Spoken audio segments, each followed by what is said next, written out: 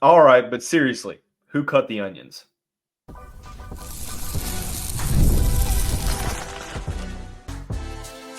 You are Locked On Louisville, your daily podcast on the Louisville Cardinals.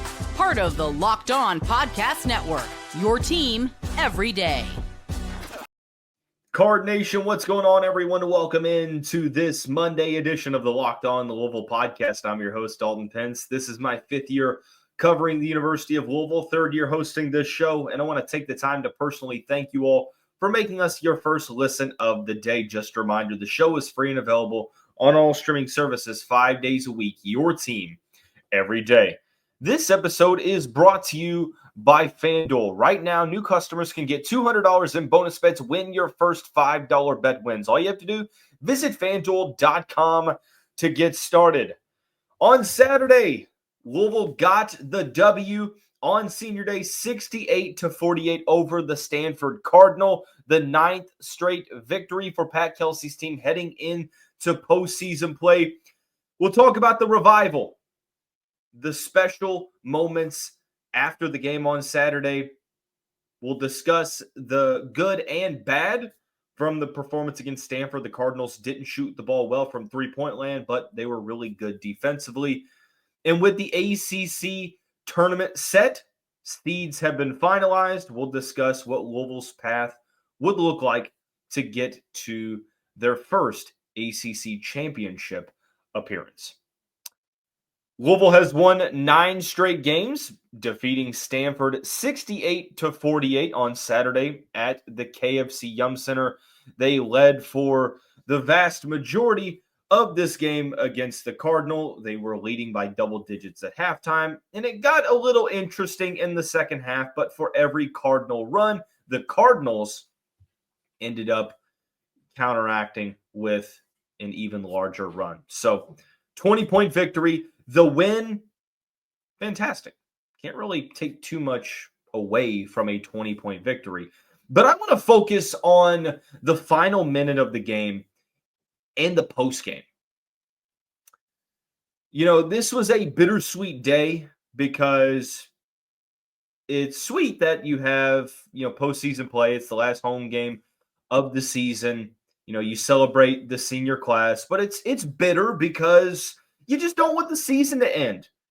Myself, like many other fans out there, were apathetic over the past couple of years because of just the lack of success. It was a brutal past half decade or so for this program.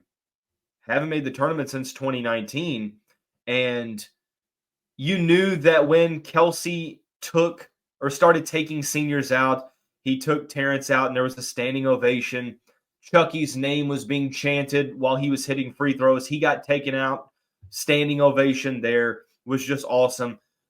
Perhaps the most notable point of the game was when Chucky Hepburn fell down to the ground and kissed the Cardinal bird at center court before going to the bench and embracing Pat Kelsey. That's such a special moment.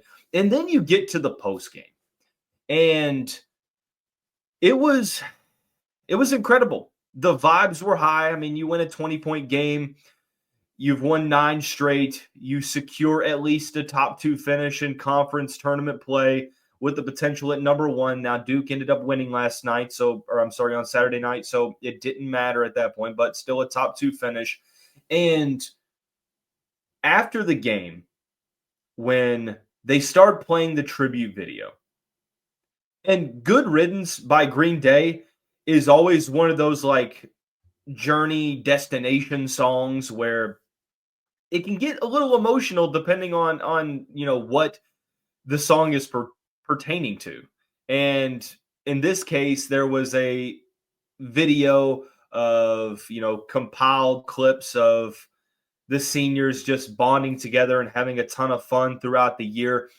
And I look around and there are people crying. Like, there are people, older than me, younger than me, and there are tears coming out of their eyes. You see people fighting back tears. And I just took a minute to just sort of take it all in. And of course, this year means so much to me because I'm as diehard of a fan as it gets.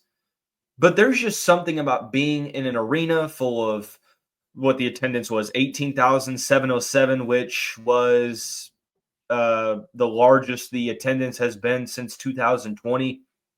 To be able to see that amount of people be affected by this team and moved to tears, it's incredible. And I'm not joking on them or making fun of them, because someone was cutting onions. I don't know what section they were sitting in, but it must have been close to where I was sitting, because I'm like, man, it's getting a little dusty in here, y'all. I'm choking up a little bit, which I was. I mean, it's one of those things to where I felt like yesterday was a perfect summation of the past, let's call it almost full year when Pat Kelsey was hired. You look back at the past year and you realize how much this fan base has been begging for the program to bounce back. Been begging for the program to bounce back. I mean, Pat Kelsey won the fans over in the press conference with his witty remarks and doubling down on the core values of this program that we all resonated with. And then he put together a really good roster in very little time. And then they went to the preseason trips in the Bahamas and they played well. And then they had a little bit of a rough patch early on in the season. They were struck with adversity of multiple injuries, key injuries to potential starting level guys. They were 6-5.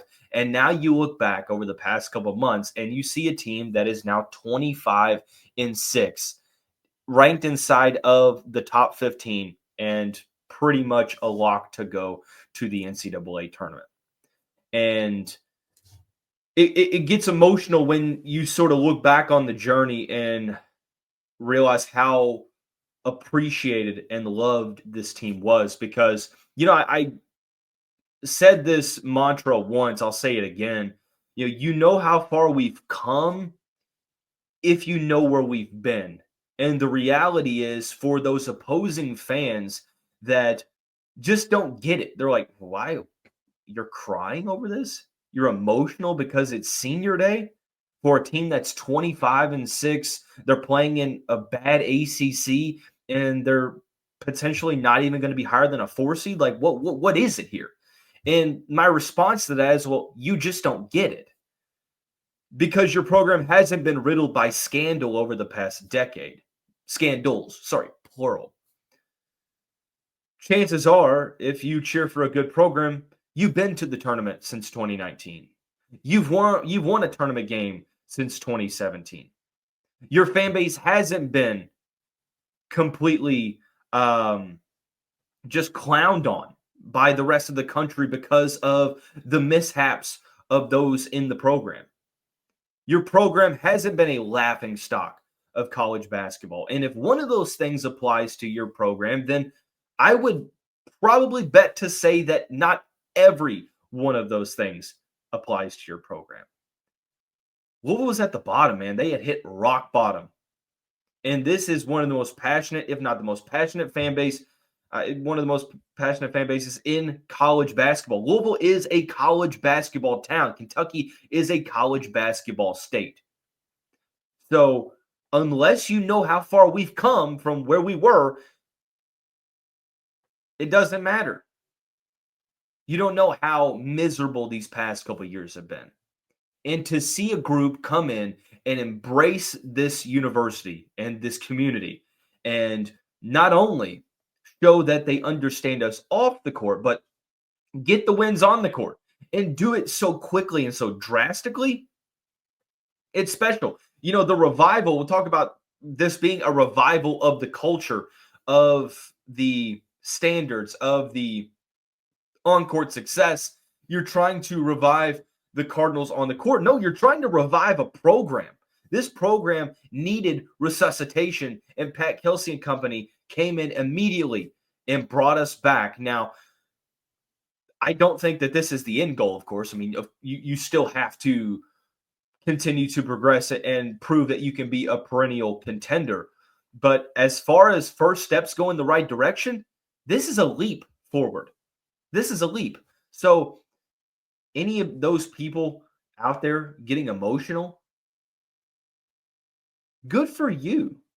It shows that you care because at the end of the day, this program was in the mud, man. And we just needed the right coach to bring us out. It was a special Saturday afternoon. Again, perfect summation of what this group has been able to accomplish. It has been a fun season to watch. I don't want to be a victim of the moment, but this will go down as one of my favorite teams in my lifetime for the Louisville Cardinals. I mean, just the way that they've been able to play and dominate. And you can make, rebuttal all you want about the ACC. Cool, that's fine. I think the more important question is, why do you dedicate your time to spend listening to a Louisville podcast? But hey, it is what it is. Regardless of what the ACC has been, the ACC's been down the past couple of years, and Louisville was almost non-competitive for the majority of those years. I mean, they hadn't made the NCAA tournament since 2019. And I know 2019, 2020, they would have made the tournament as a high seed, but no one made the tournament that year. So to hear Louisville's name on Selection Sunday is going to be nostalgic. And I just, like I said, I woke up Sunday morning and it was just a ton of gratitude. You know, Pat Kelsey says never delay gratitude. So ton of appreciation for this team and for this coaching staff. But I want to get into what happened during this game because Louisville didn't play particularly well. They didn't have Reyne Smith in this game, and they still won by 20. What didn't? We'll discuss when we come back on this Monday edition of the Locked On Louisville podcast.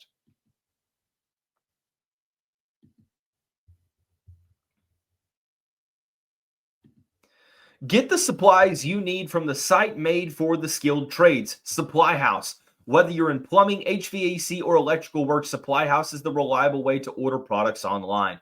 Their easy-to-use website is packed with helpful resources and the latest product info to help you get the job done right. Plus, with a complete inventory of over 200,000 parts from 400 plus top brands, you'll find exactly what you need delivered fast from coast to coast.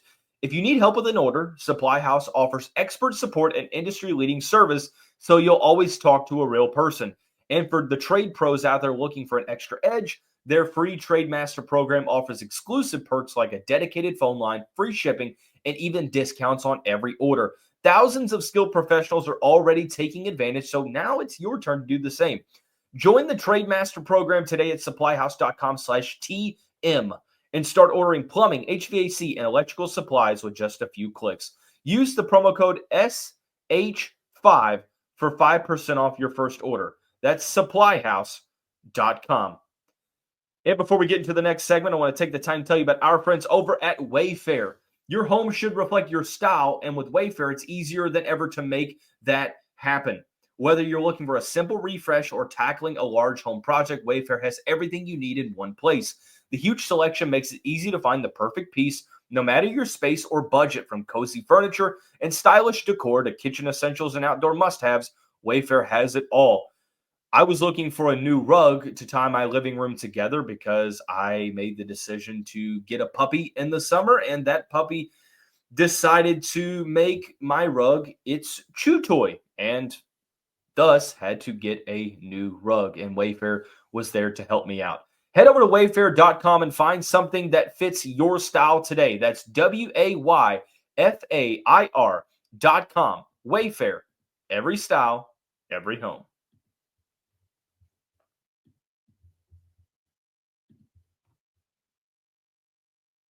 You know, the post-game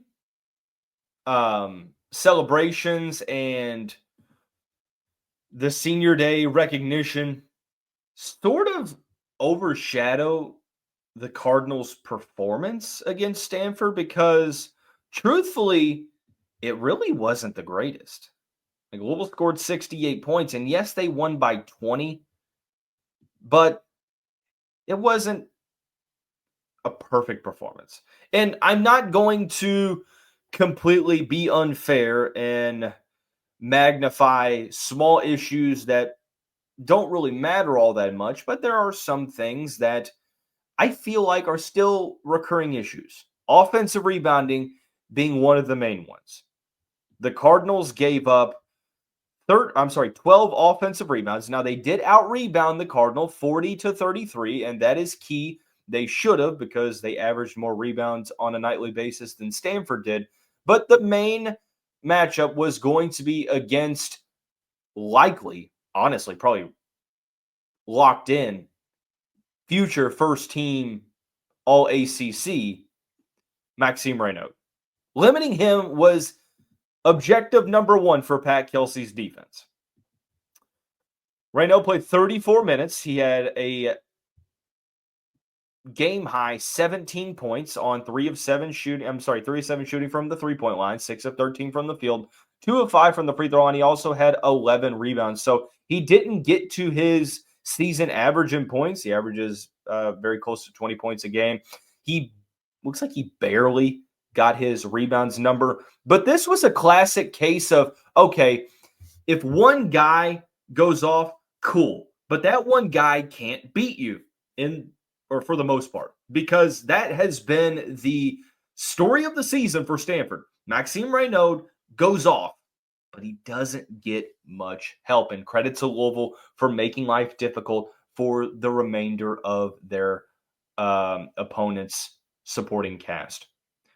You had Oziah Sellers, who had 8 points, Chisholm Okpara, who had 8 points. Outside of that, nobody really came close to scoring in double digits outside of maybe Ryan Argawal, who had 7. But Stanford, 30% from the field, 27% from 3, and 54% from the free throw line. You're not going to win many games or score many points when you have those shooting splits. And even when they gave up offensive rebounds, Louisville still locked in defensively and didn't give up too many second chance points. So Louisville's defense held an offense who scores about pretty close to 75 a game to only 48.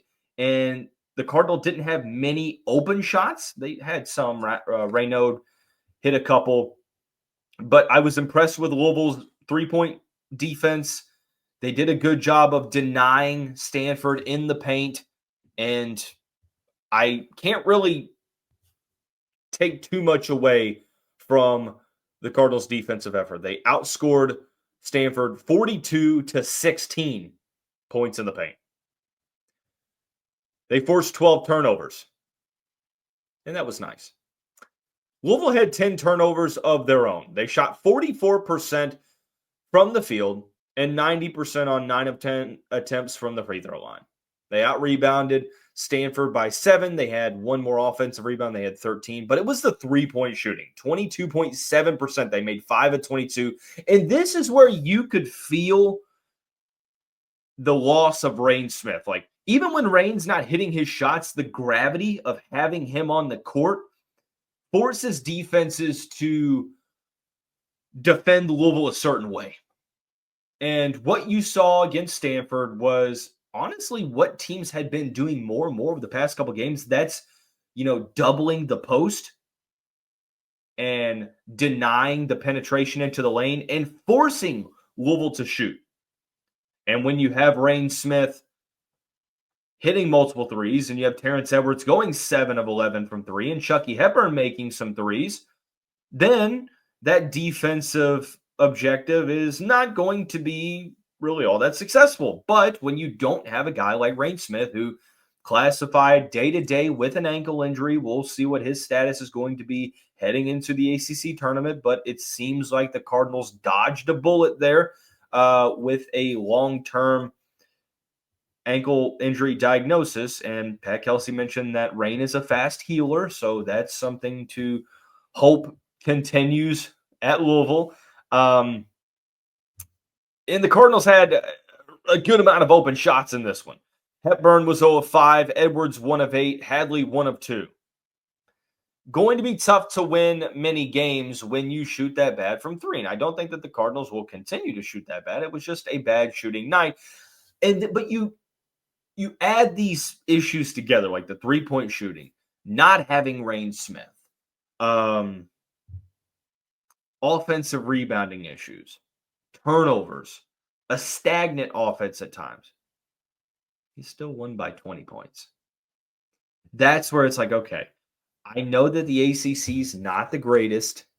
Stanford had 19 wins. They were top 85 in the net. This was a quad 3 opportunity for Louisville, but they handle business. And that's really the story of the ACC slate, is that they've handled business. 18-2 final conference record for the Cardinals. They are the 2 seed in the upcoming ACC tournament. We'll discuss what the journey looks like to making the first ACC championship in program history when we come back on this Monday edition of the Locked On Louisville podcast.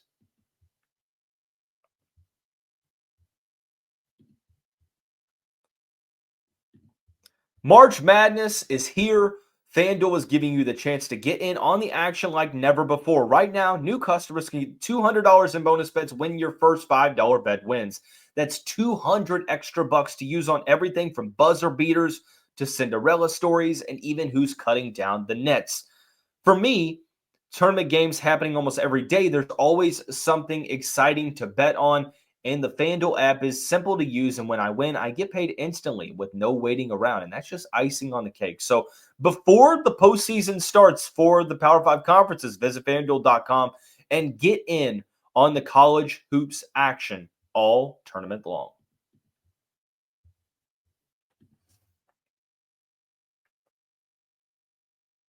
Card Nation, thanks again for making us your first listen of the day. Just a reminder, the Locked On Louisville podcast, free and available on all streaming services, 5 days a week, your team every day. With the win against Stanford on Saturday, the Louisville Cardinals have clinched the 2 seed in this week's ACC tournament. They will get a double bye and will play on Thursday in the quarterfinals against the... Well, we'll discuss who they could play coming up here shortly. Louisville needed to be perfect down the stretch after losing to Georgia Tech, and they were. And it paid off. The 9-game winning streak allowed them to tie Clemson for number 2 in conference play, and with the head-to-head win in January, Louisville got the nod. They had a chance for the 1 seed, because if Duke would have lost, it would have created a 3-way tie in which Louisville would have actually got the nod to be the overall top seed in conference tournament play. But, oh well, you still get the double bye. You're going to have to make a statement regardless. You look at who they could play. Well, the winner of Virginia Tech and California on Tuesday will play Stanford. And the winner of that game will play Louisville. And you look at the 5, 6, 7, 8, 9 seeds that you could play, or we'll actually just go 5, 6, 7, 8 because the 9 seed Virginia probably couldn't have been there. But remember, there was a mailbag question of, okay, who would you want to play? Wake Forest, Stanford, SMU, North Carolina, or Georgia Tech? Well, I told you all that I didn't want to play North Carolina because they've been playing well, even though they lost to Duke. I didn't want to play SMU because they could put together a good shooting performance to give Louisville a fit in the quarterfinal. Georgia Tech beat Louisville the first time around. I would rather not play them again, but I would feel confident in a rematch. So it was down to Wake Forest and Stanford. And I think if you would make me choose after Louisville played Stanford on Saturday, I would just say, you know what? Play them again. Because you beat them by 20 without Reyne Smith. You beat them by 20 while shooting 22% from 3. You beat them by 20 without looking really all that good offensively. And I think that you're going to be able to improve upon the first performance. And I'm okay with playing Stanford a second time because there's a chance that you're going to have Reyne Smith. So if Louisville would have played Wake Forest, or possible to play Wake Forest or Stanford, that is what it is. Now, if not for Stanford, would you rather play Cal over Stanford? I mean, likely. Would you rather play Virginia Tech over Stanford? The first matchup against the Hokies was just really frustrating. And I'm sure that if you played a rematch, Louisville would probably have a better performance than they did in Blacksburg recently. But I don't know. I feel like Louisville matches up better with Stanford than they do Virginia Tech. But I think that the reality is that the Cardinals would be pretty heavily favored against any of the three, and I'd be confident against any of the three as well. So, looking at the rest of the bracket, Duke, Louisville, Clemson, Wake Forest all get the double byes. Cardinals will play the quarterfinal game on 7 on Thursday. If they win that, they're likely going to play the winner of Clemson and SMU. Now, Clemson is probably a better team than what Louisville played in early January. SMU, yeah, but maybe. I guess SMU is sort of up and down because they're 22-9, they're 4th in the ACC, they're 13-7 in conference play. After the Louisville game, they went on a little bit of a run, and then they've sort of just traded wins for losses since February. They lost to Clemson by 10. They lost to Stanford by 5, and they actually lost last weekend on Saturday, 76-69 over Florida State. So truthfully, if Florida State ends up beating Syracuse in that first game, do the Seminoles upset SMU and make it to the quarterfinals? Who knows? A Louisville-Clemson matchup in the semifinals is truly what I would want. Now, it wouldn't be the best opportunity for Louisville to win, but for a team that just really needs some more signature marquee wins in the net rankings, this would be a good opportunity. Like, we're going to have a segment later on in the week before we get to ACC play and talk about how, honestly, you should want to play the best teams in this tournament because that means that you're going to allow yourself an opportunity to increase your net. Because let's play the hypothetical here. And currently sitting at a 6 or 7 seed, what happens if Louisville beats Clemson and Duke in the ACC tournament? How much do you raise your stock? I would say a considerable amount. I would say, honestly, a really considerable amount. And winning the ACC, that's great. The focus should be on building the resume and playing the best teams and beating the best teams. Now, if someone gets upset and you play a lower digit seed in the quarters or the semis and you win that game, I'm not going to be sad for that. I'm not going to be like, wow, we won. I wish we would have rather played Clemson or Duke. You can only control what you can control in the postseason. You play who's in front of you, and it's winning that game, surviving and advancing. That's the focus going into postseason play. I know that it is sort of a foreign concept over the past couple of years, but cards are back, and it's going to be awesome to see Louisville threatening in the ACC tournament. So when we come back tomorrow, we are going to take a break from basketball for a split second because Jeff Brom and company are on fire on the recruiting trail. We got to talk about who the Cardinals have brought in for the 2026 class. That's coming up on the Tuesday edition of the show. Everyone have a great day and great start to your week. We'll see you right back here tomorrow.